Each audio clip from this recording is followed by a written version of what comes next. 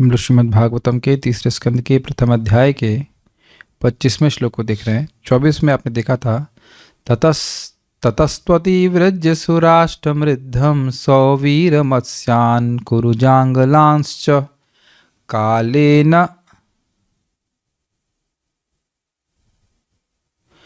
कालेन तावद् यमुनामुपेत्य तत्रोद्भवं भागवतं ददर्श।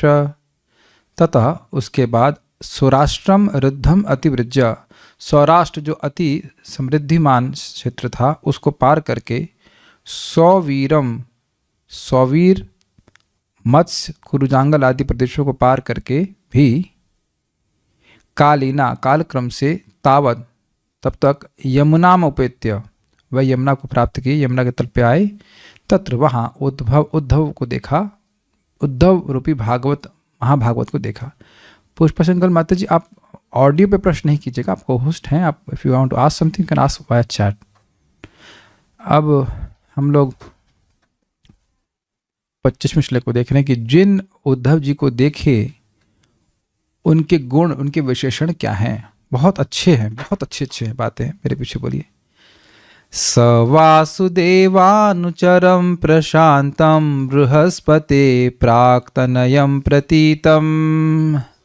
स वासुदेवानुचरं प्रशान्तं बृहस्पतेः प्राक्तनयं प्रतीतम्। आलिङ्ग्य गाढं प्रणयेन भद्रं स्वानम् अपृच्छद् भगवत् प्रजानाम्। आलिङ्ग्य गाढं प्रणयेन भद्रं स्वानाम् अपृच्छद् भगवत् प्रजानाम्। स वासुदेवानुचरं प्रशान्तं बृहस्पतेः प्राक्तनयं प्रतीतम्। स वासुदेवानुचरं प्रशान्तं बृहस्पतेः प्राक्तनयं प्रतीतम्। आलिङ्ग्य गाढं प्रणयेन भद्रं स्वानाम् अपृच्छद् भगवत् प्रजानाम्। आलिङ्ग्य गाढं प्रणयेन भद्रं स्वानाम् अपृच्छद् भगवत् प्रजानाम्। स वासुदेवानुचरं प्रशान्तं बृहस्पतेः प्राक्तनयं प्रतीतम्। स वासुदेवानुचरं प्रशान्तं बृहस्पतेः प्राक्तनयं प्रतीतम्। आलिङ्ग्य गाढं प्रणयेन भद्रं स्वानाम् अपृच्छद् भगवत् प्रजानाम्। आलिङ्ग्य गाढं प्रणयेन भद्रं स्वानाम् अपृच्छद् भगवत् प्रजानाम्। स वासुदेवानुचरं प्रशान्तं बृहस्पतेः प्राक्तनयं प्रतीतम्। स वासुदेवानुचरं प्रशान्तं बृहस्पतेः प्राक्तनयं प्रतीतम्। आलिङ्ग्य गाढं प्रणयेन भद्रं स्वानाम् अपृच्छद् भगवत् प्रजानाम्। आलिङ्ग्य गाढं प्रणयेन भद्रं स्वानाम् अपृच्छद् भगवत् प्रजानाम्। स वासुदेवानुचरं प्रशान्तं बृहस्पते प्राक्तनयं प्रतीतम्। स वासुदेवानुचरं प्रशान्तं बृहस्पतेः प्राक्तनयं प्रतीतम्। आलिङ्ग्य गाढं प्रणयेन भद्रं स्वानाम् अपृच्छद् भगवत् प्रजानाम्। आलिङ्ग्य गाढं प्रणयेन भद्रं स्वानाम् अपृच्छद् भगवत् प्रजानाम्। स वासुदेवानुचरं प्रशान्तं बृहस्पतेः प्राक्तनयं प्रतीतम्। स वासुदेवानुचरं प्रशान्तं बृहस्पतेः प्राक्तनयं प्रतीतम्। आलिङ्ग्य गाढं प्रणयेन भद्रं स्वानाम् अपृच्छद् भगवत् प्रजानाम्। आलिङ्ग्य गाढं प्रणयेन भद्रं स्वानाम् अपृच्छद् भगवत् प्रजानाम्।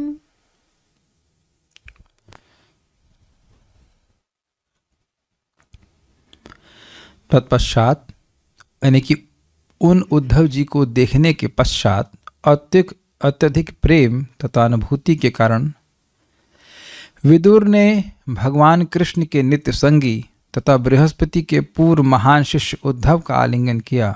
तत्पश्चात विदुर ने भगवान कृष्ण के परिवार का समाचार पूछा। सह मतलब उन विदुर जी ने वासुदेवानुचरम भगवान श्री कृष्ण के प्रख्यात अनुचर यानी उद्धव जी को, ये सारे विशेषण उद्धव जी के हैं। स तो है विदुर जी के लिए। अब वासुदेवानुचरम किसका है? उद्धव जी का। वासुदेव के अनुचर, भगवान श्री कृष्ण के पार्षद, अनुचर उनके पीछे चलने वाले, उनके सेवक ये अर्थ है। प्रशांतम तथा शांत स्वभाव के, क्योंकि भगवान के शुद्ध भक्त हैं। कृष्ण भक्त निष्काम अतएव शांत, तो पहले स्पष्ट है वासुदेवानुचर है इसलिए शांत है। भगवान के प्रेम को प्राप्त हैं इसलिए जगत की कोई भोगने की लालसा नहीं है, शांत हैं। उसके बाद कह रहे हैं बृहस्पति प्राक्तनयम प्राक्तयनम। प्राक मतलब पहले और तनय का अर्थ होता है पुत्र स्लैश या फिर शिष्य। तो वे उद्धव जी साक्षात बृहस्पति के शिष्य थे। पहले वह बृहस्पति जी से न्याय की शिक्षा लेकर, नीति की शिक्षा लेकर के आए थे। पहले मतलब कभी पहले, इससे काफ़ी पहले, जो घटना आज हुई इससे पहले। तो इसे कह रहे हैं प्राक प्लस तनयम, प्राक तनयम। दिख रहा है आपको? तनय का मतलब होता है बेटा, तो प्राक तनयम मतलब या फिर शिष्य, दोनों को पुत्र की तरह, शिष्य को भी पुत्र के रूप में देखा जाता है। तो शिष्य थे या बृहस्पति के, या एक और जगह बोला गया कि शायद जो एक बात यहाँ पे कही जा रही है कि पहले समय में वह बृहस्पति के बेटे रहे होंगे, उनका अंश रूप में, उनका अंश भगवान के पार्षद उद्धव जी के संग संवेशित था। ये भी अर्थ हो सकता है, इसको एक जगह बोला गया है। प्रतीतम, प्रतीत का अर्थ होता है जिसकी प्रतीति हो, आभास हो, लेकिन एक और अर्थ है प्रतीत का मतलब प्रख्यात। ये वही बृहस्पति जी के प्रख्यात शिष्य थे, वो भगवान वासुदेव के प्रख्यात अनुचर हैं और वह शांत के रूप में भी प्रख्यात हैं। तीनों शब्द आपको लिखना होगा। प्रतीतम मतलब प्रख्यात, तीनों गुण के रूप में उद्धव जी प्रख्यात थे। प्रख्यात मतलब जिसकी ख्याति बहुत अधिक हो, प्रसिद्ध। ऐसे उद्धव जी का प्रणयेन प्रेम पूर्वक आलिंगन, गाढ़ आलिंगन करके भगवत प्रजानाम, कृष्ण के द्वारा पोषित स्वानाम, अपने ज्ञातियों के भद्रम अपृच्छत, मंगल के विषय में पूछा। कौन कौन ज्ञाति हैं? पांडव आदि भी और यदुवंश भी, दोनों ही ज्ञाति हैं और दोनों ही कृष्ण के द्वारा पोषित है। जब प्रभुपाद जी ने अनुवाद किया कि कृष्ण के परिवार का समाचार पूछा, तो अब आप सोचेंगे किसका समाचार पूछा? केवल यदुवंश का। लेकिन कृष्ण का परिवार क्या अर्जुन पांडव नहीं थे? उनको हमने पहले ही सुन लिया है, आत्मीय के रूप में स्वीकार किए हुए थे। वो अपने हैं, भगवान के भक्त, उनके अपने परिवार के सदस्य हैं। तो दोनों ही पक्षों के बारे में पूछेंगे। श्लोक देखिए। स, वो उन विदुर जी ने, वासुदेवानुचरम, जो भगवान वासुदेव के अनुचर थे, प्रशांतम, जो प्रकृष्ट रूप से शांत थे, बृहस्पति प्राक्तनयम, पूर्व में जो बृहस्पति के शिष्य थे या पुत्र थे, प्रतीतम, इस रूप में वो प्रख्यात थे। ये तो वासुदेव के अनुचर प्रतीत होते हैं, समझ गए ना? हर व्यक्ति उनको देखकर अरे ये तो भगवान वासुदेव के अनुचर है। क्यों? उनको भगवान श्री कृष्ण का सारूप्य तक प्राप्त था। भगवान कृष्ण जैसे लगते थे उद्धव जी। अरे ये तो भगवान कृष्ण से प्रतीत होते हैं, तो इस तरह से प्रख्यात भी हो गए थे। प्रतीत होना, आभास होना, मतलब प्रतीति का मतलब जिसको जाना, जो अच्छे से जाना जाए, जिसकी प्रतीति हो उसे कहते हैं, उसको कहा जाएगा कि प्रतीत हो रहा है। तो प्रतीत होने का मतलब जगत में प्रतीत था या प्रख्यात था, विश्व में प्रसिद्ध था कि ये भगवान वासुदेव के अनुचर हैं। हाँ, वेशभूषा तो भगवान के कपड़े ही पहनते थे। वो भगवान का जो उच्चिष्ट था, जो पहने हुए कपड़े थे, उतारे हुए कपड़े थे, वही पहनते थे। नहीं, इसलिए नहीं, उनका देखने में वो कृष्ण जैसे लगते थे, स्वरूप भी वैसा था और भगवान कृष्ण के कपड़े भी पहन लेते थे, तो अब एकदम जैसे भगवान जैसे लगते थे। इनको देख करके तो जब गोपियों को मैसेज देने के लिए गए तो उनको लगा कृष्ण आ गए, फिर पास में जाकर देखें तो कितना कृष्ण नहीं है।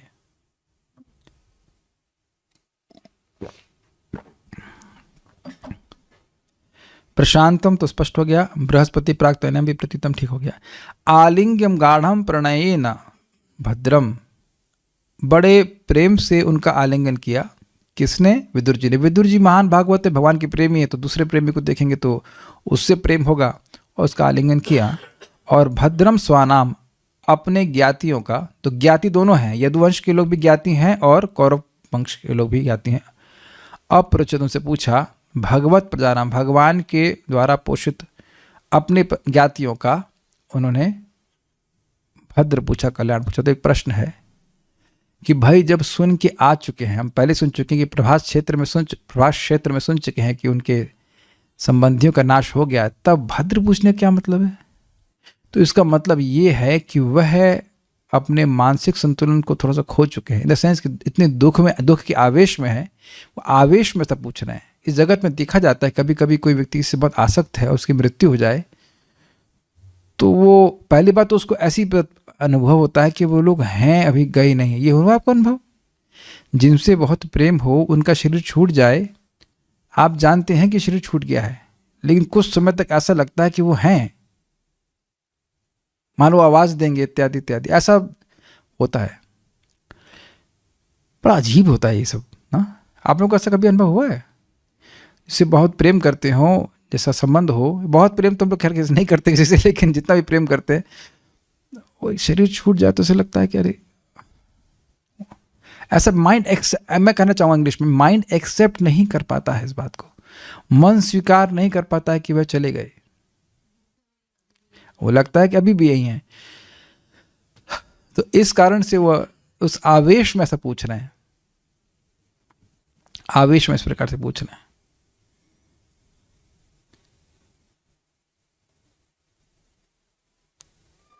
श्रीधरी, उद्धव जी आचार्य बृहस्पति के प्राचीन शिष्य थे, प्राक्तनयम। वे भगवान श्री कृष्ण के प्रख्यात अनुचर और शांत स्वभाव वाले थे।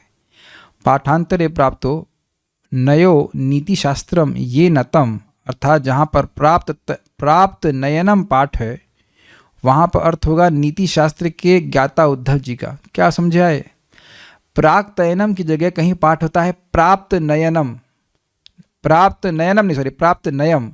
नय का मतलब होता है नीति और प्राप्त मतलब प्राप्त, यानी बृहस्पति के द्वारा जिनको नीति शास्त्र का ज्ञान प्राप्त हुआ था। ये बात भी है, ऐसा पाठांतर है। पाठांतर मतलब पाठ अलग भेद है पाठ का।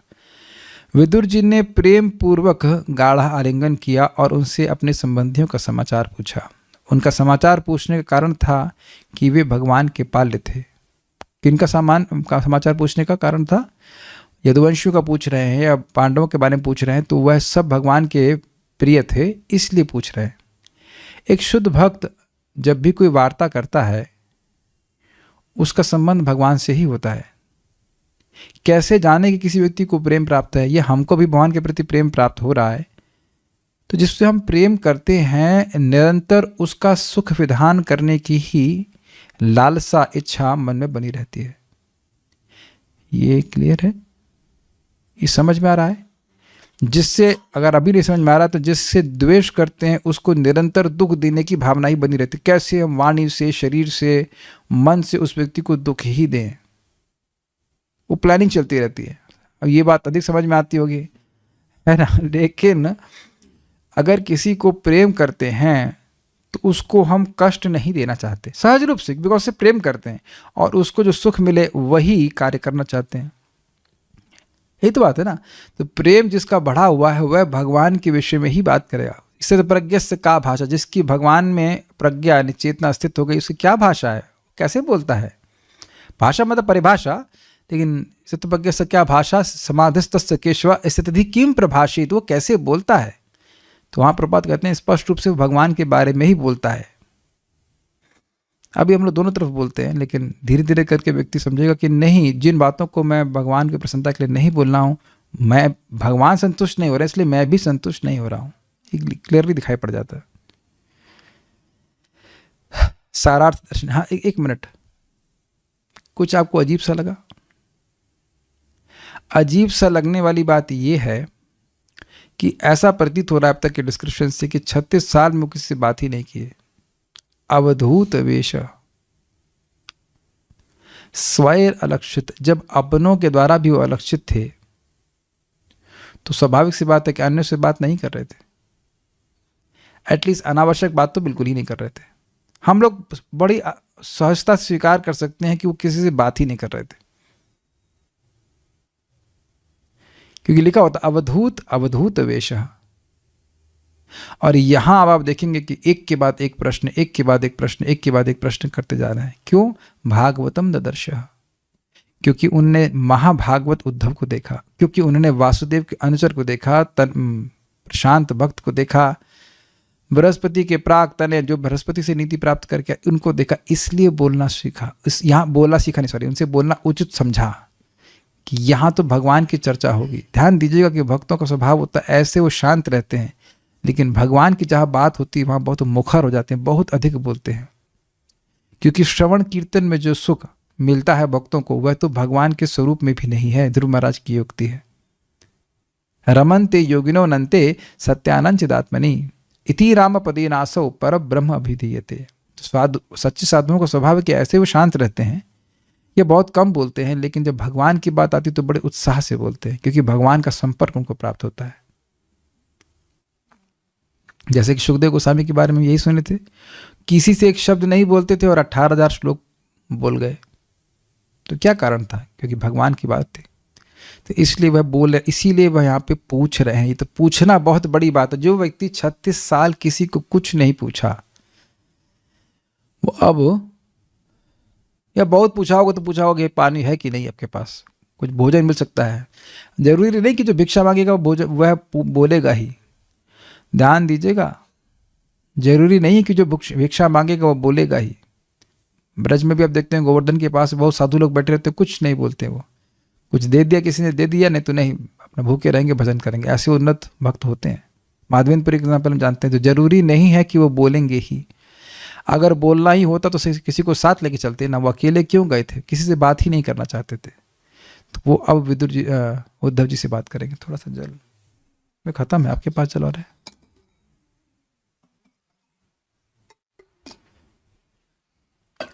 सारार्थ दर्शनी प्राक तनयम अर्थात पूर्व में उद्धव बृहस्पति के शिष्य थे। जैसे मैंने समझाया आपको, तनय का मतलब होता है बेटा या शिष्य, और प्राक का मतलब पहले। तो पहले के समय में वह बृहस्पति के शिष्य थे। महाराज बड़ा सुंदर बता रहे थे कि आगे 10वें स्कंद में उद्धव जी को भगवान श्री कृष्ण गोपियों के पास क्यों भेजते हैं। तो वहाँ पे एक उद्धव जी का गुण है, शिष्यस्य बृहस्पति साक्षात, बृहस्पति के साक्षात शिष्य थे। इसका क्या मतलब है? कभी कभी कोई पीएचडी कर रहे होते हैं तो जो टीचर होता है वो स्वयं नहीं पढ़ाता है, जो उसके असिस्टेंट होते हैं वो कहते हैं तुम नए लोगों को उनको पढ़ा दो। लेकिन साक्षात कहने का अर्थ है कि बृहस्पति अपने किसी चेले को नहीं लगाए थे उद्धव जी को पढ़ाने के लिए, साक्षात खुद पढ़ाए थे। जो देवताओं के गुरु हैं वह पढ़ाए थे। अब समझ सकते हैं कि उनका नीति शास्त्र ज्ञान कितना अद्भुत होगा। आप में से हम लोग कभी कल्पना भी नहीं कर सकते कि कोई देवता हम लोग से कुछ कंसल्टेशन लेने के लिए आएगा, है कि नहीं? कोई कहीं आइंस्टीन के चेले हैं, आइंस्टीन के चेले हैं, काफी बड़ी बात हो जाएगी। और बृहस्पति के चेले हैं, और यहां से देवलोक में जाना यह संभव नहीं है। बताइए, एक बात समझिए, आप ऐसे पढ़ के मत छोड़ दीजिए। क्या यहां से देवलोक में जाना संभव है? यही बात संभव नहीं है। और उनसे जाकर के पढ़ करके आना, तो ये उनकी अत्यंत योग्यता सूचित करती है। एक अन्य पाठ में प्राप्त नयनम नयम अर्थात उनका दर्शन भी विद्यमान है। हाँ, उनका दर्शन भी विद्यमान है, मतलब वही है जो अर्थ है। प्राप्त नयम है, प्राप्त नयनम नहीं, प्राप्त नयनम इति वा पाठ। तो उसका मतलब हुआ कि उन्होंने बृहस्पति जी से नय अर्थात नीति की शिक्षा प्राप्त करी थी। ये थोड़ा सा ठीक नहीं है अनुवाद। जो अनुवाद पहले लिया गया तो श्री स्वामी का वही लेंगे। प्रतीतम अर्थात विख्यात, विदुर जी के द्वारा उनका आलिंगन किए जाने पर भी, हाँ, विदुर जी के द्वारा उनका आलिंगन किए जाने पर भी उद्धव में नमस्कार का भाव ही ज्ञापित होता है, क्योंकि वे प्रेम द्वारा मूर्छित हो गए थे। अब ये एक बड़ी सुंदर बात है। यहाँ बोला गया कि विदुर जी ने उद्धव जी को प्रेम से आलिंगन किया, लेकिन विदुर जी उम्र में बड़े हैं, बहुत बड़े हैं, अर्जुन के चाचा हैं। तो इनके चाचा नहीं लगे? अर्जुन, ये इनके भाई तो हैं, कजिन है ना भगवान कृष्ण के। अर्जुन और भगवान श्री कृष्ण कजिन भाई हैं, तो ये भी कजिन भाई तो हुए ना। भले ये सेवक है, लेकिन है इनके रिश्ते में ही उद्धव जी। तो चाचा जी के तो चरण छूने चाहिए कि नहीं छूने चाहिए? आप समझ रहे हैं ना बात? लेकिन यहाँ नहीं लिखा है कि उद्धव जी ने विदुर जी के चरण स्पर्श किए।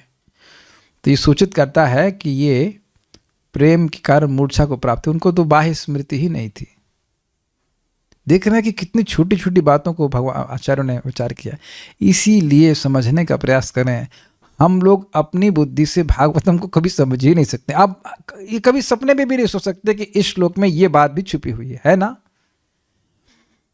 इसीलिए परंपरा में जो ज्ञान है वही स्वीकार है, और ये बात भगवान के द्वारा अनुमोदित है। ये जो बात लिखी गई है भगवान को प्रसन्न करने वाली है। और इसमें क्या बात, कुछ काटने वाली बात है? बिल्कुल काटने वाली बात नहीं। सामने देखिए, आप देखेंगे कि भगवान कृष्ण जब मिलने जाते हैं दशम स्कंद में, युधिष्ठिर महाराज के पैर छूते हैं, बड़े भाई हैं, और भीम के भी पैर छूटे हैं, बड़े भाई हैं। उसके बाद अर्जुन उनके गले लगते हैं, उनके बराबर की उम्र के, जो छोटे भाई उनके पांव छूते हैं। ऐसे करके संबंध का बहुत ध्यान रखते हैं भगवान। पुराने जमाने में तो संबंध का ध्यान बहुत रखा जाता था। चाचा जी को देख करके तो पांव छूने चाहिए, लेकिन यहाँ पांव नहीं छू रहे। तो इसका मतलब है कि प्रेम के कारण उनको बाह्य, क्या कह सकते, बाह्य अनुसंधान ही नहीं कि बाहर क्या हो रहा है। अच्छा, हमको टीका में लगा था। क्रम संदर्भ, यद्यपि उन्होंने सुहृदों के विनाश के विषय में सुना था, तथापि वह उद्धव से भद्रम अर्थात उनके मंगल के विषय में प्रश्न करते हैं। समझ में आया? अजीब सी बात है ना? जिनका विनाश हो गया उनके मंगल के बारे में पूछ रहे हैं। वह अपने स्वभाव द्वारा शोकावेशित थे। तो ये शोक के आवेश के कारण है। देखिए, इस जगत में कोई एक प्रिय व्यक्ति हो, उसका देह छूट जाए तो व्यक्ति को दुख लगता है। अब पूरा का पूरा मतलब कुनबा जो कहते हैं, परिवार ही समाप्त हो जाए तो कितना दुख लगेगा। देखिए, ऐसा हम लोग कल्पना नहीं करते हैं कि हमारा पूरा परिवार एक साथ समाप्त हो जाएगा। अच्छा, बाबा जी मर गए, ठीक है, दादी जिंदा है, दादी मर गई, चाची जिंदा है, चाची मर गई, चाचा जिंदा है, चाचा चाची मर गए तो अब उनके बेटे जिंदा हैं। ऐसा होता है ना? ऐसे तो नाश होता है, धीरे धीरे करके होता है। नहीं, एक साथ कितना करोड़ों करोड़ों यदुवंशी थे, वो सबका नाश हो जाए तो ये बहुत बड़ा झटका लगेगा कि नहीं लगेगा? शोक का बहुत बड़ा आवेश है उनमें।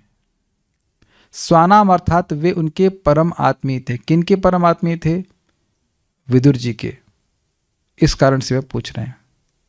श्रीमद् विजय ध्वज तीर्थ कृता पद रत्नावली, श्री उद्धव जी के लिए प्रयोग किए गए 3 विशेषणों के द्वारा उनके 3 गुण कहे गए हैं। क्या 3 विशेषण हैं? देखिए, वासुदेवानुचरम से उनकी भगवान में निष्ठा बता रहे हैं। निष्ठ, फिक्स्ड थे भगवान की सेवा में। प्रशांत से उनका वैराग्य, वीराग, उनकी जगत में किसी भी वस्तु या व्यक्ति में आसक्ति नहीं थी। और बृहस्पति प्राक्तनयम से उनका शास्त्र ज्ञान यह सूचित होता है। 3 शब्दों से इस प्रकार से इनका गुण सूचित हो रहा है। श्रीपाद वल्लभाचार्य अब बड़ा रुचिकर है। तीर्थों के भ्रमण के बाद सत्संग के द्वारा प्राप्त अग्नि संयोग की भांति स्वयं भी तेज को प्राप्त हुए, इसको स्पष्ट करने के लिए कहते हैं सवासुदेवानुचरम इति। बहुत सुंदर बात कह रहे हैं। जैसे व्यक्ति अग्नि के संपर्क, अग्नि तेजवान है, तो अग्नि के संपर्क में आने से व्यक्ति स्वयं भी तेजस्वी हो जाता है। ऐसे ही उद्धव जी भगवान के महान प्रेमी भक्त हैं। तो विदुर जी 36 साल की तीर्थ यात्रा में कोई सत्संग की हो ऐसा वर्णन नहीं है। वो किसी से बात ही नहीं कर रहे थे। लेकिन यहाँ इसमें लिखा हुआ, इससे पिछले वाले श्लोक में लिखा था उसके पश्चात का मतलब हुआ सारे तीर्थों में भ्रमण करने के बाद आज वह एक भगवान के पार्षद से मिल रहे हैं, और वह सबसे अधिक पवित्र करने वाला है। ये आशय है। इसको प्रथम स्कंद के प्रथम अध्याय में बोला गया है, दूसरे अध्याय में बोला गया है, नहीं प्रथम अध्याय में बोला गया है कि भगवान के भक्त शांति के अयन हो जाते हैं। स्वर्धन्यापुनो सेवया मुनयः प्रशमायनः सद्यो पुनन्ति उपस्पृष्टा स्वर्धन्यापुनो सेवया। भगवान के चरण कमलों की शरण लेने से मुनयः प्रशमायनः, ये शब्द आता, मुनिजन भगवान के चरण कमलों के, पहले लाइन शब्द नहीं याद आ रहा है, लेकिन मुनयः प्रशमायन, जो मुनिगण हैं जो भगवान के श्री कृष्ण की चरण कमल की शरण लेते हैं, वह तो शम अर्थात शांति के अयन बन जाते हैं। और ऐसे व्यक्ति सद्यो पुनंति उपस्पृश, तुरंत ही जीवों को पवित्र कर देते हैं। स्वरध्वन्याप अनुसेवया, गंगा जी स्वरध्वनि तो बहुत लंबे समय के सेवन, वो भी संपर्क के बाद पवित्र करती हैं, लेकिन जो भगवान के शुद्ध भक्त हैं जैसे कि सुखदेव गोस्वामी, जैसे कि उद्धव जी, ये तो थोड़े संपर्क से ही, दृष्टि मात्र, देखने मात्र से व्यक्ति को पवित्र कर देते हैं। तो यहाँ पे एक विशेष लाभ प्राप्त हुआ है, विदुर जी को ये कह रहे हैं। अनेक अनेक तीर्थ भ्रमण करने के बाद उनको उद्धव जी का संग प्राप्त हुआ है, जो मानो अग्नि से संयोग प्राप्त होने के समान हो, और इस कारण से वह स्वयं भी तेजस्वी हो गए हैं। ठीक है,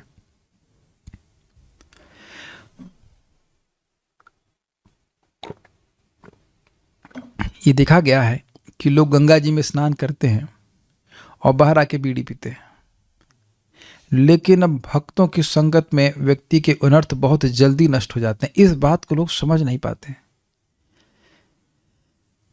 लेकिन इस शास्त्र में बार बार कहा गया है, वासुदेवानुचरम, अर्थात भगवत भक्त होने पर भी उनका सेवक होना विशेष है। क्या मतलब हुआ? भगवान के भक्त तो बहुत सारे हैं, लेकिन भगवान की प्रत्यक्ष सेवा ये तो किसी विशेष भक्त को ही प्राप्त होती है, ये सूचित हो रहा है। भगवान कृष्ण कहीं जाते तो दो लोगों को साथ में रखते, एक उद्धव जी को अपने मंत्री के रूप में और सात्यकी जी को अपने बॉडीगार्ड के रूप में। तो वासुदेवा अनुचरम मतलब जहाँ जहाँ भगवान वासुदेव श्री कृष्ण जाते उनके पीछे पीछे यह भी जाते। भगवान उनको आने देते साथ में, बल्कि लेके चलते। उद्धव जी को ही बोले कि उद्धव जी आप मुझे जितना प्रिय हैं उतना मुझे अपना स्वरूप भी प्रिय नहीं है, लक्ष्मी जी भी प्रिय नहीं है उतना, बलराम जी भी उतना प्रिय नहीं जितना कि आप मुझे प्रिय हैं। तो ये विशेष भक्त हैं। भक्त तो बहुत सारे हैं, शुद्ध भक्त बहुत सारे हैं, लेकिन ये भगवान के विशेष सेवक हैं। ये उनकी वासुदेवानुचरम सबसे सूचित होता है। बहुत अच्छा अर्थ था। तो आप उनसे बात क्यों करने लगे, वह उनसे पूछने क्यों लगे? तो कहते हैं वासुदेव के सेवक होने से उनका दर्शन मोक्ष के लिए उपयोगी है। इतना महान भक्त है तो जरूर अपवर्ग का मार्ग खुल जाएगा। क्या है? 5वें स्कंद में आता है ना, 3रे स्कंद में आता है, प्रसंगम अजरम पाशम आत्मनः कवयो विदुः स एव साधु सुकृतो मोक्ष द्वारम अपावृतम। ये जो आसक्ति का पाश है ये अजर है, ये बूढ़ा नहीं होता है, ये उम्र के संग कम नहीं होता है, लेकिन यही आसक्ति अगर सएव साधु सुकृतो साधुओं में कर दी जाए तो मोक्ष द्वारम अपावृतम, मोक्ष का द्वार पूर्ण रूप से खुल जाता है। ये बात भगवान ने 5वें स्कंद के 5वें अध्याय में बताई थी। श्लोक भूल रहा हूँ। मुक्ति द्वारम आहुर तमो द्वारम योषिताम संग संगम महान तस्ते समचित्तः प्रशांत सुहृदो साधवो। ये श्लोक सब भूल रहा हूं मैं। महत सेवा द्वारम आहुर विमुक्तेस तमो द्वारम योषिताम संग संगम महान तस्ते समचित्तः प्रशांता विमन्यव सुहृद साधवो। ये तो महत सेवा द्वारम आहुर विमुक्त, महत की सेवा, महान भक्तों की सेवा ये मोक्ष का द्वार है। और जो स्त्री आदि में आसक्त है वह है तमो का, अंधकार का मार्ग है। तो वो महत कैसे हैं? महत सेवा द्वारम आहुर विमुक्ते तमो द्वारम योषिताम संग संगम महान तस्ते समचित्तः प्रशांतः। महान भक्त जो हैं वह समचित्त हैं, सभी को अपना मित्र मानते हैं। और प्रशांत, यहाँ भी शब्द है प्रशांत हैं। महान तस्ते समचित्तः प्रशांत विमन्य भाव, किसी पे क्रोध नहीं करते। सुहृद साधवो वे सभी के सुहृद होते हैं। तो उद्धव जी कैसे गुण थे, इस कारण से यहाँ पे विदुर जी उनका संकट कर रहे हैं। इसके द्वारा उनसे संभाषण होना सूचित है। मतलब उनसे बात, इनको केवल देखा ही नहीं, उनसे बात भी करना उचित है। वो भगवान के बारे में बात हमको बताएंगे। संभाषण में प्रकट रूप से नीतिज्ञ होने के कारण इनसे नीति के अतिरिक्त अन्य का बोध नहीं होगा, इस प्रकार की विशेषता है। क्या मतलब है? जब इनसे बात करेंगे तो ये अप्रकट रूप से केवल नीति की ही बात बताएंगे, क्योंकि बृहस्पति प्राक्त नयनम, क्योंकि ये बृहस्पति से नीति की शिक्षा लेके आए हैं, तो ये गलत बात नहीं बोलेंगे, असंगत बात नहीं कहने वाले। यद्यपि उद्धव जी सारे प्रश्नों का उत्तर नहीं देंगे, लेकिन एक बात आप स्पष्ट समझ रहे हैं कि कोई व्यक्ति से आप प्रश्न करें और वो अंट संट बात कहे तो वो अच्छा नहीं लगता है। हमें लगता है हमें अपना समय खराब कर दिया है ना। शास्त्र उचित बात नहीं करेगा तो खराब लगेगा ही, और जिसकी ट्रेनिंग नहीं होगी तो वो शास्त्र उचित बात नहीं ही करेगा। ये समझना चाहिए कि बृहस्पति जी के पास कोई फालतू आदमी पहुंच ही नहीं सकता है। इसलिए वैसे शिष्य नहीं थे कि वहाँ पढ़ रहे हैं और बृहस्पति जी उनको समझा रहे हैं, कुछ समझ में भी नहीं आ रहा है। तो प्रकट रूप से मतलब सामने दिख रहा है कि ये बृहस्पति के शिष्य हैं, तो ये नीति की ही बात करेंगे, नीति के अलावा वह कुछ नहीं बताएंगे। Is it okay? ये बृहस्पति के शिष्य होने का आशय है। बृहस्पति से नए अर्थात नीति प्राप्त है। जिनके द्वारा बृहस्पति से नए अर्थात नीति शास्त्र को प्राप्त किया गया है, जिनके द्वारा बृहस्पति से नए अर्थात नीति शास्त्र को प्राप्त किया गया है। प्राप्त नए उस पाठ में उद्धव जी पूर्व में पुत्र रूप में स्थित हैं, इस प्रकार कोई रहस्य में देवता जान पड़ते हैं। क्या मतलब है कि ऐसा समझ पर अगर मान लीजिए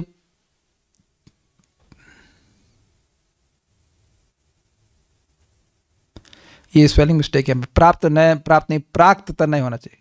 पहले समय में ये बेटे रहे होंगे तो इसका मतलब ये है कि ये हो सकता है कि ये किसी देवता के बेटे रहे हों, ये बात है। प्रशांत होने से स्वयं में आसक्त नहीं है, मतलब देह में गेह में आसक्ति उनकी नहीं है। प्रतीत अर्थात विश्वस्त होने से उनका परिहार संभव नहीं है। इसका क्या मतलब है? प्रतीत के यहाँ पे अर्थ ले रहे हैं कि ये बहुत, इस इंग्लिश में कहते हैं प्रतीत मतलब कॉन्फाइडिंग, जिस पे आप विश्वास कर सको। ये एकमात्र ऐसे व्यक्ति मिले हैं अब उनको जिनसे वे गुह्यम आख्याति पृच्छति कर सके। बहुत विश्वसनीय है, भगवान के प्रेमी हैं, इनसे ही मैं अपने हृदय की बात कह सकता हूँ, इसीलिए तो पूछ रहे हैं। यद्यपि उनने पहले सुन लिया था कि उन सबका नाश हो गया, लेकिन किसी से पूछे नहीं इसके बारे में, ज़्यादा चर्चा नहीं की, लेकिन उद्धव जी से बात कर रहे हैं, क्योंकि उद्धव जी ही सबको ही बातें बता सकते हैं, कौन क्या हुआ, किसके संग क्या हुआ, इसलिए इनका परिहार करना संभव नहीं। मेरी बात समझ में आई? यदुकुल के नाश के बारे में अन्य लोग तो बोल देंगे इस प्रकार से कि हाँ भाई नाश हुआ, ये हुआ, लेकिन उद्धव जी को सारी जानकारी है। उद्धव जी को ही भगवान ने विशेष रूप से आज्ञा दी थी कि आप ये यदुकुल के नाश के रहस्य को आप जाकर के बद्रिकाश्रम में वहाँ के ऋषियों से बताओ, क्योंकि उसको जाने के लिए उत्सुक हैं। तो ये प्रतीत अर्थात ये विश्वस्त हैं उद्धव जी, इसलिए उनको हम त्याग नहीं सकते, ये बात है। इनसे बात करना, इनसे हम बात की जा सकती है, गोह्य बात पूछी जा सकती है, बोली जा सकती है उसी व्यक्ति से जिसका आप विश्वास करो। तो एकमात्र व्यक्ति जो उनके विश्वस्त है वो है उद्धव जी। तो ये प्रतीतम शब्द से सूचित हो रहा है, अर्थात विश्वस्त। दोनों की गहराई से आलिंगन करने में भगवान से संबंधित होने से पूर्व स्नेह सूचित है। समझ में आया? क्योंकि अब ऐसा तो नहीं कि उद्धव जी को पहली बार देख रहे हैं। जब भगवान कृष्ण जाते हैं तो उद्धव जी के साथ में जाते हैं, तो उद्धव जी से पहले से ही प्रेम है इनका। भाई जैसे उद्धव जी से क्षमा कीजिएगा अर्जुन आदि से विदुर जी का पहले से ही प्रेम है, युधिष्ठिर से पहले से ही प्रेम है, तो उद्धव जी का भी पहले से ही प्रेम है वो विदुर जी से, क्योंकि दोनों भगवान के प्रेमी हैं। तो इस कारण से आज जब फिर मिल रहे हैं तो तुरंत आलिंगन कर लिया। ऐसा तो नहीं अब किसी नए व्यक्ति को मिलते हैं तुरंत आलिंगन कर लेंगे। तो ये आलिंगन झट से कर दिया, देखते आलिंगन कर लिया दोनों ने, तो उसका मतलब है कि इनका पूर्व से प्रेम सूचित होता है। कितना सुंदर बातें है ना। प्रेम होने से यहां अभय अर्थात कोई भय नहीं है। समझ आया? इसीलिए वह गुह्य बातें पूछ सकते हैं इनसे। अपनों के शुभ के विषय में पूछने के हेतु कहते हैं भगवत प्रजानामिति, अर्थात भगवान द्वारा परिपोषित या भगवान के अंशावतार द्वारा उत्पादित का। इसका क्या मतलब हुआ? एक तो हो गया कि भगवान की प्रजा, दूसरा देखिए इसे भगवान के विस्तार कौन है? अनिरुद्ध जी, प्रद्युम्न, और प्रद्युम्न के अनिरुद्ध। तो इस प्रकार से पूरे यदुवंश का विस्तार हुआ है। तो कुछ तो भगवान के द्वारा उनके बेटे हैं, कुछ भगवान के अंशावतार हैं, तो उनके द्वारा उनका विस्तार हो चुका है। तो इसलिए विस्तार हुआ, इसलिए कह रहे हैं कि ये सब भी अर्थ आपको ग्रहण करना पड़ेगा। उन सभी के बारे में उन्होंने पूछा। उस दृष्टि में स्वयं भी भगवान के संबंधी हो गए। किस दृष्टि में? भगवान के सीधे संबंधी विदुर जी डायरेक्ट नहीं है, वो अर्जुन और कुंती इसके द्वारा संबंध बन रहा है ना। कुंती इनकी बुआ हैं, तो कुंती यहाँ ब्याही गई हैं विदुर जी के यहाँ पे, तो इस कारण से उनका संबंध हो गया। अच्छा, एक और अर्थ भी है कि भाई ये जितने भी देवता हैं, ऐसा पांडव आदि हैं, ये भी देवताओं के द्वारा उत्पादित हुए हैं, तो भगवान के अंश है कि नहीं? भगवान के अंश हुए ना, तो भगवान के अंश हुए और इनके चाचा जी हैं ये, तो इस कारण से उनका भी संबंध, इनका भी संबंध भगवान हो गया, मतलब विदुर जी का भी संबंध भगवान से हो गया। कुछ बातें समझ में आ रही होंगी, बाकी पढ़ लेंगे तो समझ में आ जाएगा। बाल प्रबोधिनी उद्धव जी की प्रश्न के उत्तर को देने की योग्यता को सूचित करते हुए कहते हैं प्रशांतम, अर्थात काम क्रोध आदि से रहित। ये जो प्रश्न विदुर जी करेंगे, जो व्यक्ति गुणों में है वह उन प्रश्नों का उत्तर देने का सामर्थ्य नहीं रखेगा। प्रशांत वही व्यक्ति हो सकता है जो शुद्ध सत्व में स्थित हो। सत्वगुणी व्यक्ति भी कभी कभी रजोगुण तमोगुण में से प्रभावित हो जाता है, तो इसलिए कहना है प्रशांत, प्रकृष्ट न शांत, मतलब ये गुणों के परे हैं, इनके चित्त में प्रकृति के गुणों का कोई प्रभाव व्याप्त नहीं है। प्रशांत, काम और क्रोध से बिल्कुल विरक्त है। तो कारण क्या है? तो कहते हैं कारण है कि वे बृहस्पति के शिष्य थे नीति शास्त्र में, उनसे ट्रेनिंग प्राप्त करके आए, तो इसलिए स्थिर हैं, गंभीर व्यक्ति हैं। इस जन्म में वे भगवान वासुदेव के अनुचर अर्थात सेवक थे। पहले तो वह शिष्य हैं ही बृहस्पति के, और उसके बाद यहाँ भी भगवान के अनुचर है, इस कारण से वो योग्य हैं उनके उत्तर देने के लिए। तात्पर्य, विदुर उद्धव से आयु में बड़े थे, पितृतुल्य थे, अतएव जब दोनों मिले तो उद्धव ने विदुर को शीश झुकाया और विदुर ने उद्धव का आलिंगन किया। क्योंकि उद्धव छोटे थे अतएव पुत्रतुल्य थे। विदुर के भाई पांडु कृष्ण के फूफा थे। विदुर के भाई पांडु कृष्ण के फूफा थे और उद्धव कृष्ण के चचेरे भाई थे। ठीक है, अतएव सामाजिक प्रथा के अनुसार विदुर का सम्मान उद्धव द्वारा पिता के स्तर पर होना चाहिए था। उद्धव तर्कशास्त्र के महान विद्वान थे और देवताओं के गुरु तथा परम विद्वान पुरोहित बृहस्पति के शिष्य के रूप में विख्यात थे। विदुर ने उद्धव से उनके संबंधियों की कुशलता के विषय में पूछा, यद्यपि उन्हें ज्ञात था कि वे सब इस लोक में नहीं रहे। यह जिज्ञासा अजीब लगती है, किंतु श्री जीव गोस्वामी कहते हैं कि यह समाचार विदुर के लिए आघात था, इसलिए उन्होंने अति उत्कंठावश पुनः पूछा। उनकी यह जिज्ञासा मनोवैज्ञानिक की थी, व्यवहारिक नहीं। यहाँ पे रुकते हैं। तो उम्मीद है कि आपको श्लोक अच्छा लगा होगा, और हम यहाँ इसलिए रुक गए क्योंकि अब इसके बाद वो प्रश्न करेंगे कि उनका क्या हुआ, किनका क्या हुआ, तो उसको हम लोग भगवान ने चाहा तो कल चर्चा करेंगे। कोई प्रश्न यहाँ पे नहीं है, so stop here. Shrimad Bhagavatam की जय, श्रील प्रभुपाद की जय, निताई गौर प्रेमानंदे।